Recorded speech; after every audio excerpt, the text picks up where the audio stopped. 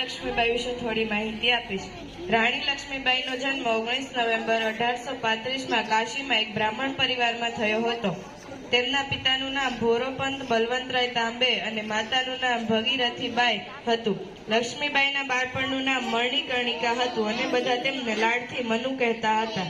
રાણી લક્ષ્મીબાઈ બાળપણથી જ વિશિષ્ટ પ્રતિભા ધરાવતા હતા. તેનાથી તેમના પિતાએ તેમને શરૂઆતથી જ ઓળખી લીધા હતા અને તે સમયમાં જ્યારે લોકો પોતાની દીકરીઓના શિક્ષણને વધારે મહત્વ આપતા ન હતા ત્યારે તેમણે રાણી લક્ષ્મીબાઈને ઘરે જ શિક્ષણ અપાવ્યું. તેની સાથે જ એક વીર યોદ્ધાની જેમ નિશાનેબાજી, ઘેરાબંધી, યુદ્ધનું શિક્ષણ, સૈન્ય શિક્ષણ, ઘોડેસવારી, તીરંદાજી, આત્મરક્ષા વગેરેની પણ તાલીમ અપાવી. ઘોડેસવારી અને અસ્ત્ર-શસ્ત્ર ચલાવવા રાણી લક્ષ્મીબાઈની બાળપણથી પ્રિય રમતો હતી. રાણી લક્ષ્મીબાઈ ખૂબ જ નાની ઉંમરમાં શસ્ત્ર વિદ્યાઓમાં પારંગત થઈ ગયા હતા.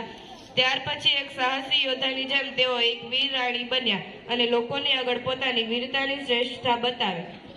રાણી લક્ષ્મીબાઈના લગ્ન 1842માં ગંગાધર રાવની સાથે થયા હતા. ગંગાધર રાવ ઝાંસીના રાજા હતા. 1851માં તેમને ત્યાં પુત્રનો જન્મ થયો, પરંતુ 4 મહિના પછી તે બાળકનું મૃત્યુ થયું. રાજા ગંગાધર રાવને સહન કરી શક્યા નહીં અને લાંબી અસ્વસ્થતા પછી